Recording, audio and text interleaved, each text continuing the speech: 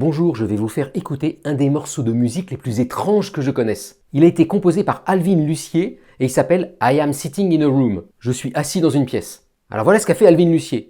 Il s'est mis au milieu d'une pièce, il a pris un micro et il s'est enregistré en train de dire « Je suis assis dans une pièce ». Écoutez, ça fait ça. I am sitting in a room. Et ce qu'il va faire maintenant, attention, c'est qu'il va repasser l'enregistrement qu'il vient de faire et l'enregistrer à nouveau. Donc ça donne ça. I am sitting in a room. Et il va refaire ça en boucle, en boucle, en boucle, en boucle. Et écoutez ce que ça devient au bout de 10-15 fois.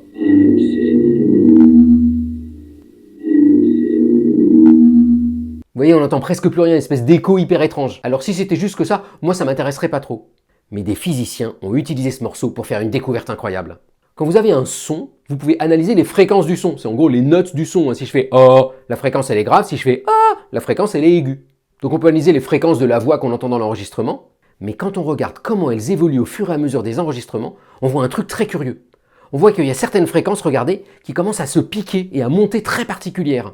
Autrement dit, on n'entend plus juste la voix de la personne, on entend certaines fréquences très particulières.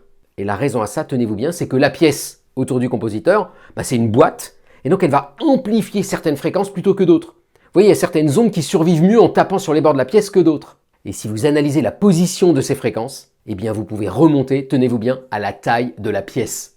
Et donc si on analyse juste ce son-là, eh bien on peut en déduire que la pièce autour du compositeur faisait exactement 4,50 m par 3,36 m par 2,36 m.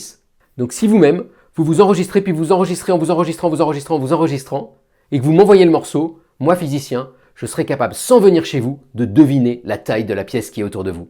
Incroyable, non? Bonne journée!